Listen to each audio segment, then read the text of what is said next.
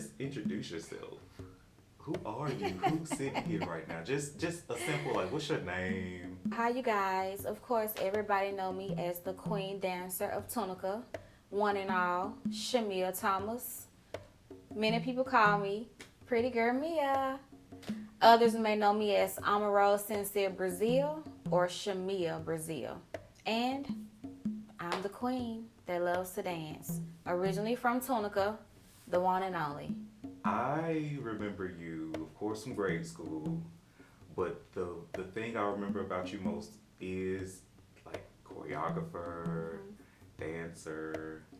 One of my memories of you is sitting in the audience. I was a huge Destiny's Child fan, and I remember you had a group called Thick and Thin, and y'all came out there to Destiny's Child "Lose My Breath." Right. Inside, I was sitting there so calm, but inside, I was on fire. I thought it was so perfect and so genius. I was like, look at that girl go. Do you remember that? I do. Tell me about that. What with that idea, I don't know, it was a God-given idea. And I was like, I want, you know what the thing was about it? You remember Monique? Uh-huh. When she did that? Yes. That's where I got it from. And I was like, bam, I want to do that. So I got my thick girls. I was much petite then. And I was like, hey, let's do a battle. So that's what happened. And that group actually took off. We performed at basketball games. We were the hype man group for the Coldwater versus Tunica games. Everybody was coming to see us. You know, I'm sorry, cheerleaders, but hey, they was there to see thick and thin, you know, so.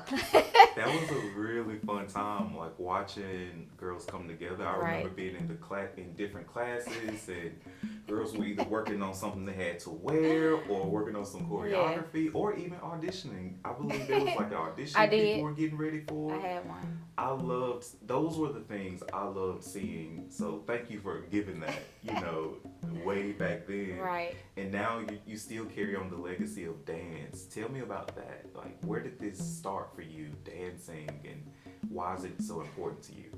Well, it actually started when I was in kindergarten. I remember, I think her name was Miss Jita, and I danced on her table in our kindergarten class with no shoes on. So, over the years, it was just a gift that I knew that I had. Growing up, I would enter myself into different different contests. I would find those, and I would tell my mom. I would have her traveling all over the place. And throughout high school, I was working with children at the recreation centers. I created Thick and Thin. I'm dancing at every basketball game on the sideline. I didn't care who was watching. I don't know why I did it, but I did it. So it just lives in me. It never dies. I want to get into some of your origin and roots. Can you share a memorable experience or moment from your early days in Tunica? Something that just stays with you from those early days. For the most part, everybody probably remember it was a high school coronation, and I was Miss Football Sweetheart. Bob Marley, the band played. It came out. It was a trending song, and so I got up and I danced in my dress.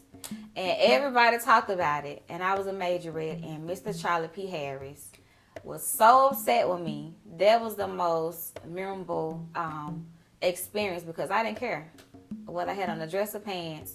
I got up. Yes. And did the broke leg popcorn. Everybody remember that if you're from Tunica. And it was just funny. I hear a lot of courage in that. Like a few times I've heard you say, like, I didn't know why I was doing that. Like, I don't know why. Like, what gave me the energy or the courage to dance on the sidelines in front of all these people? Where do you think that comes from? Dancing, it helps me to express myself. When I would hear music, it's just the beat to my ears is what make me move. So, as I stated, it's just something that lives in me. It will never die. No matter where I am, I can hear something and I'm dancing. In the car, whatever. Yeah. Now, back to our origin and roots. What are some parts of like Tunica culture that you feel influenced you? Like first, like do you feel like Tunica has its own culture? And if so, how has it influenced you?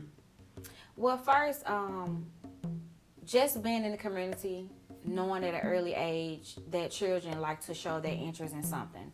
And so by me being a dance instructor, I know that different kind of children, which means special needs, those that don't have a special needs, the interest of them is art that helps them show their interest in things that they like. So with that being a cultural, I am the cultural. I created this dance world in Tunica. You know, I started off doing it when nobody was doing it. And I'm just being honest. You know, I created the dance world. And I just started out with boys and girls. And that's just how it went. That's how it played out. And that's where it's at. Here we are. Who were some of the people who played like significant roles in your life growing up? Well, for the most part, my parents, of course, close friends, but throughout the journey of going to college to TSU and auditioning for Beyonce Dance Tour in 2006, Lorianne Gibson, Boom Cat, as people know her in Atlanta. I auditioned for So You Think You Can Dance TV show 3 times. And the most important person that really inspired me was the late Tasia Draper. She was a relative of mine. So whatever I did, she would push me and say, Mia, don't start that crying. You got this. Go for it. And also the late Martez Jones, Love Jones. He was another artist that helped me to improve my dancing abilities by performing on stage behind him as a local artist.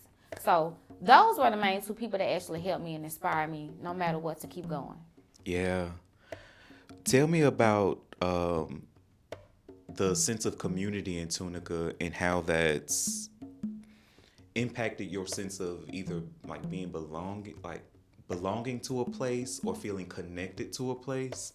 I know for some people they may feel the opposite, to where the community might make them feel isolated or distant. Where do you fall on that spectrum? As I began to get older and I realized my hometown is my hometown, you're going to have supporters regardless. You know, you can look back and say, hey, I know my hometown has my back. And in most cases, sometimes you have to think outside of the box. As I began to become more advanced, I realized that my hometown is not my target. And the reason I say that is because my hometown has been my target for many years. And I have prospered from it. That's why I started. But that's not where I'm going to finish. You know, I have to think nationwide. My mindset had to change to know that my hometown is no longer where I should want to explore my talents. You know, I can present opportunities, but that's not where I want my talents to end. Yeah. So we know that Tunica has faced its challenges. Can you tell me about some like times when you overcame some kind of adversity? And perhaps a time where you saw the community come together like over some challenging time? For me, the most part is overcoming and seeing that sometimes you will get half the support when you know that, I guess, say that you're known in the community. So when you think that, hey, I know I'm known, I know these people are going to support me, sometimes it doesn't work like that. You know, you can get the less support for being known the most. And those that are known less will get the most support, if that makes sense. So just seeing the community come together as a whole for different communities event, and everybody just coming out and, you know, having a great time and just accepting the opportunities. I've seen a lot of that to happen, but the community still has a lot to improve and a lot more growth in order for us to get to the level that we need to be as a whole. Yeah, how do you feel like all of this, like your personal growth, how has it made you resilient? I hear you say like this was a stomping ground for you, but you had to think bigger. How did it prepare you to think bigger? Like, how do you like shift your mindset from small town mindset to now I got to think national, international, global? Right. For me, well, once you get older, you begin to become more wiser. So, you know, you want to grow. You don't want to stay in the same mindset over and over. You know, if you stay in that place, then you will never grow to where you need to be. So it just comes a time when you got to know it's time to go. You know, it's okay to come home and do what you have to do to present your opportunities, but at a certain point in life, if you don't want to get farther than where you started, then that's something you have to think about. What am I doing wrong, or why do I want to continue to stay here, or it has to be something that's better for me elsewhere, and that's okay.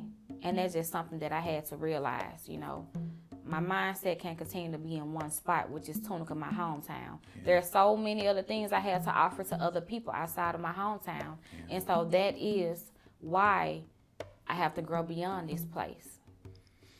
What are some life lessons? Like, I want to hear you talk about lessons and legacy. What are some life lessons you've learned from your experiences here? Well, being a natural born dancer, in 2014 I became a mother of my first son. So it was life challenging, he was premature, and I had to just put down the dancing shoes for a while. And I know a lot of people probably say, well, what happened? And of course, inconsistency played a part in it, and having those dependable people you really need to have your back. I did have those people, in the beginning. But as you go along time, things begin to change. Life happens, and there's nothing you can do about it. Sometimes we can't take control over things that happen. So becoming a mother back to back, and, I had to stop, and I had to rethink, I had to refocus and put my shoes on, take them back off. That became a part of my life lessons, because now I'm a mother. I'm a mother before anything, and then I'm a woman. So I had to just reevaluate my whole entire life. So those life lessons came more of, what are you going to do now? How are you going to regain who you are? How are you going to perfect your craft that you know that God gave you? When people think about, just in the future, when people think about Tunica as a whole, there will be key people that they remember. Like, when they think about Tunica and dance, they're going to think Shamia. Right. They're going to think other people, whoever it is for them. What do you want, like, your legacy to be for Tunica? Like, coming out of Tunica, no matter where you land in the world, right. Like, the whole world is your oyster. But coming from Tunica, what do you want, like, your legacy to be amongst all the amazing people that will come from Tunica? Well, I want my legacy, and I want people to truly remember me as being that dancer, being that young lady that didn't mind by helping anyone, that helped many children among the community when they were just babies, when they became middle school age children, when they were in high school, even competing or wanting to do Miss Rosa Ford pageant. I was there. I choreographed. Majority of everybody won the title Miss Rosa Ford. A lot of majorettes, who they are today or before years ago, I was the one that helped them. And just, doing a lot of things among the community. I want people to remember me for my smile. Remember me for just being this positive, bright sunlight that wherever I go, that, that energy will flow back to me. The people remember me just for being me. I can't change that. So I want people to be true within themselves and to know that, hey, that's the young lady that we call the dancing queen. Yes. How do you see young people contributing to the ongoing story of Tunica? I think if they want to achieve and want to do more things, it should inspire them just to see people they know. Yeah. To see others that has became very successful in this small town. So I think that it will encourage others to either be one of your candidates to be interviewed, or, just to reach out to us if they see on your series and just say, hey, how can you help me? Or what are the steps for me to take to become successful? Yeah. I feel like with these types of stories we've been putting out, I think it's important, but why do you feel it's important for these types of stories to be put out from all kinds of people in the community? I think it's important because, like, as I stated, I've seen other people that I know, and I was like, hey, I would love to be a part of that. Everybody has a story that needs to be told, because each story is different. Everybody is different, and the stories that are being told can help someone that is listening. Back to, like, the generational gap, do you feel like there are ways to bridge the gap to ensure that, the people that came before us, the things that we took from them, that we're able to pass on things to the younger generation? Do you feel like there are some bridges that are there we can put there? I feel like there are some bridges due to the generation now. We had more of hands-on help. We had more things to participate in. We had those people that were grabbing us and telling us, hey, this isn't right. this is wrong, or we had people to lead us. Nowadays, we're trying to lead, but they're not listening. So we need more of community involvement to reach back to the children in this generation so that they're able to follow what they're being taught, to encourage them to get involved in other things so that they won't go the wrong path or, be misled. Yeah, there's just a side note. I'm taking a detour. There was a teacher on social media the other day. I think she's K through second grade, talking about reading. And there's another organization here that's really focused on literacy skills for young folks. And my solution to that is arts integrated learning, where you're teaching them social studies through dance or teaching it through music. How do you feel about using dance as a tool to like help with young people's academics? Right. I feel that dancing is the number one thing that a lot of schools should implement into their curriculum, not just for something on the side for them to do. Not to just dance just because it's free time. As I stated, that dancing is art. It helps children or people to express themselves. People go through things on a daily basis and they can just turn on the radio or music. They can sit in their car and that is their calm zone, once they hear the music. So I feel like when it comes to school, it should be implemented so that children are able to calm down. They're able to reset their minds based upon the song that they may play. Each song creates a different setting, a different tone to what relates to, maybe something someone is going through. Let's get into some of your roots. Like, I don't know, what community did you grow up in Tunica? I grew up in White Oak. Okay. Tell me a little bit about your background and your family history in Tunica. Well, my mother's side, daddy's side too, Larry Brazil, Angela Thomas. We all actually grew up in White Oak. Yes, White Oak. Everybody know that was a popular neighborhood for the 4th of July, Mr. LD, the arcade, Everybody was just in White Oak. Let me intervene and ask a question as an outsider. I grew up in Jessyville. I lived in Osa for a little bit. But whenever I heard about White Oak, it was scary. People made it sound like it was an intimidating place. It wasn't. That's where I learned to love Destiny's Child in White Oak. Wow. So why do you think people had that idea about White Oak, that it was like, don't go on this street, don't go on that street? Was that true? With that, I'm not sure because, that's where I live. Yeah. So it wasn't, I was scared to be out there. I don't know why. What are some notable changes? We talk about like how it was. What are some notable changes that you've seen in Tunica over the years? Well, to me, Tunica never really displayed a bad place to live. There's been a little bit of crime here and there, but it has changed a whole lot. There's still some room for growth, due to community environments and other things to offer for the children. The children don't have anything to look forward to anymore like we used to when I was growing up. We had the Peace program, it was football, it was majorette, it was summer day camps, it was just everything. Nowadays it's nothing. And me, as being a person from Tunica, I would love to have a mentorship programs for the young ladies, to take them to different places to see new things, to encourage them, to inspire them to know that they are beautiful, they're going to be successful. But as I stated, now there's nothing, and I think that should be a main focus for the leaders of Tunica. We need to create something for the children nowadays before we continue to lose them. Yeah. If, hypothetically speaking, if it were not up to our leaders to make our future better, but it was up to us as creatives. When we look back in our Black history, a lot of creatives led a lot of movements, were the soundtracks for a lot of movements, were able to pass on information through something like dance and movement.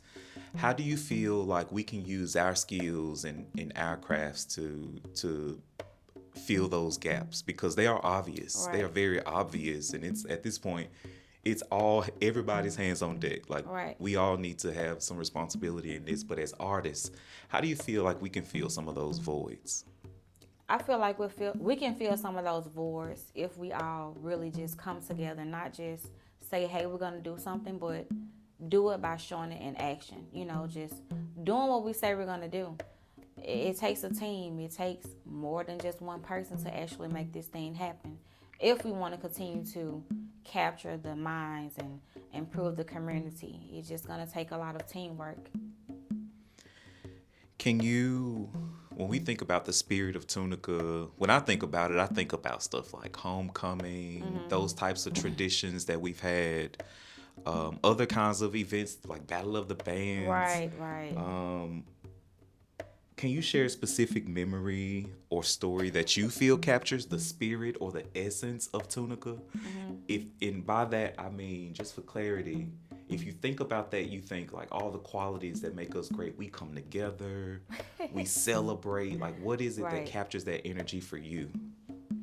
What captures that energy for me is coming together as one. You seeing everybody's smiles. You haven't seen people in years, so you excited. Just to seeing people nowadays, they're alive, they're living well, and just everybody's happy.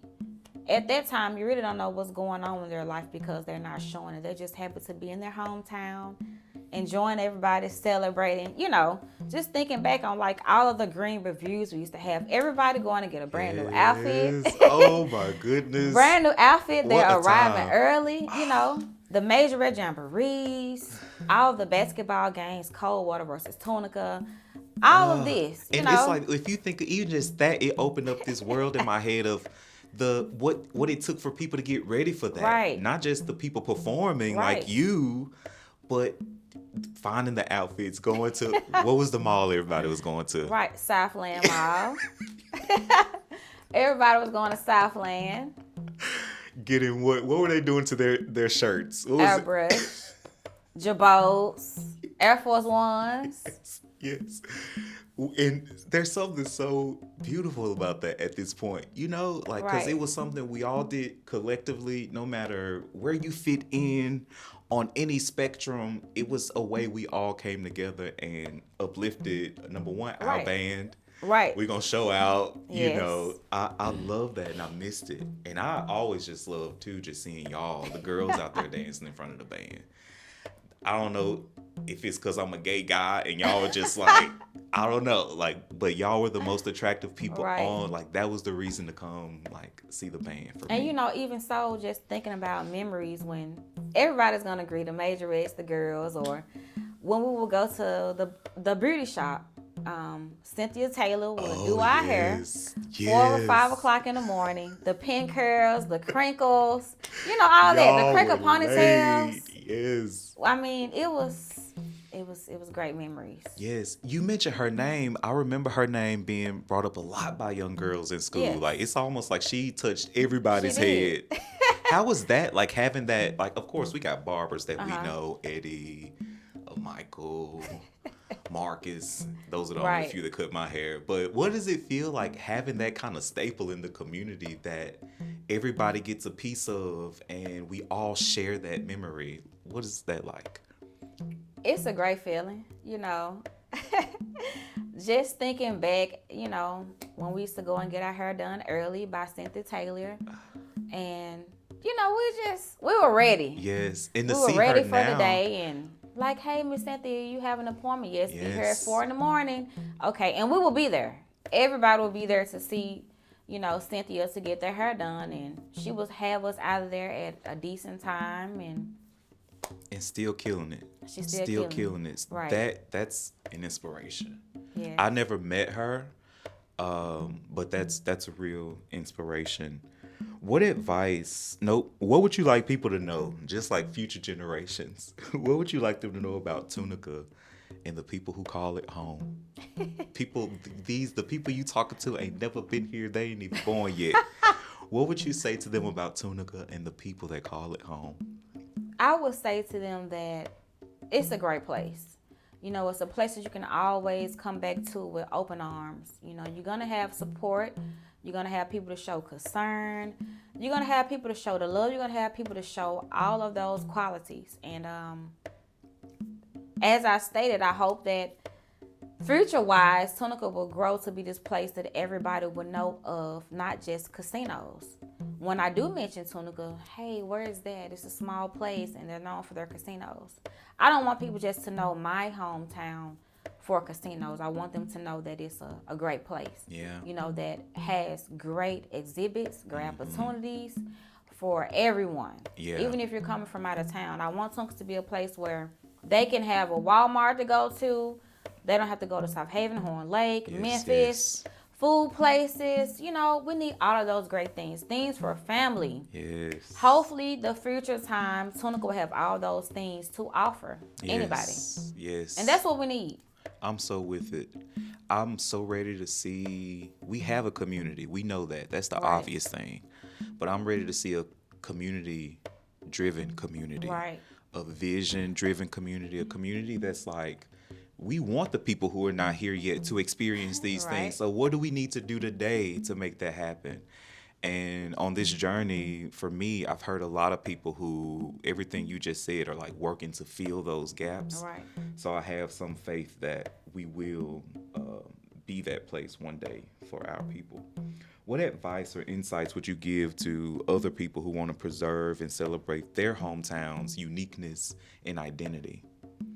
I would tell them to do it. Don't wait too long to do anything. The more you wait, it will bring about procrastination, delays, inconsistency, and it will cause you to continue to put whatever it is you have in your heart off, on and off, on and off. You're going to think about it, and then before you know it, the time is up and years have passed or months, and you haven't done anything. So I would say whatever you want to do, go ahead and strive for it. Go ahead and take whatever steps. Write it down every day. Pray about it. Yeah. Wait till things manifest. But while you're waiting for it to manifest, make sure you're doing your part. Praying to God. Whether you have to fast about it, whether you have to just do your research, whatever that it may be, go ahead and do it today. And don't wait. And if you know people that are successful, reach out to them. You never know how to get somewhere without asking those that have been in that position before you. What's next for Shamia? That's a big question. Right. I know. But the power is in you, though. Like, you, nobody decides that but you. And it can change at any time. It can. Right now, like, if you had to speak it, what would be next for Shamia? Well, the next thing for Shamia is my own dance school. And I want this dance school to be one of the biggest schools in the world. I live in DeSoto County, so let's just say DeSoto County. Yes. I want to have the biggest dance school to where I will have opportunities to teach special needs children. A lot of times those are the children that people forget about, but they don't know that special needs children love art. Art helps those children to express themselves in many ways you can ever imagine. I want to be able to just specialize teaching them, but also have doors open for those that don't have any needs in particular.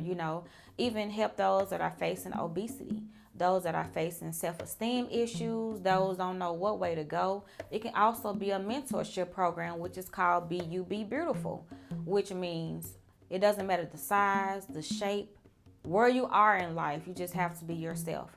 And I'm going to be that person that's going to help guide and lead those people to lose weight, to smile, to have fun, to be who you are. Just do it all in one. So, my goal is to just do what I've always wanted to do, and that's to have that dance school that I always wanted. And it's on the way, Yes. I don't care what anybody say or what they speak in the atmosphere against me. I know what God has promised me. So that's what I'm working on. Yes. I feel like it's already done. I love to think the visions that we have, the things that seem so big inside of us, it's already done. And that's why we keep finding ourselves doing these things that it's like we can't even control. We couldn't escape it if we tried. Right.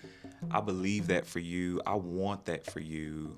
And I think you deserve it. It ain't up to me whether I think you deserve it or not. But I think it's helpful to know that you have people in your community who think you deserve that, all the greatness that you want in the world. I hope it goes bigger. I hope you have the biggest one in Mississippi and then the South. Yes. And the world. And don't be mad when you hear me say this to another dancer. because I will be saying it from the heart, because there's room for all of us to Right. be great. There Right. really is room for all of us to be great. I appreciate you for having this conversation with me.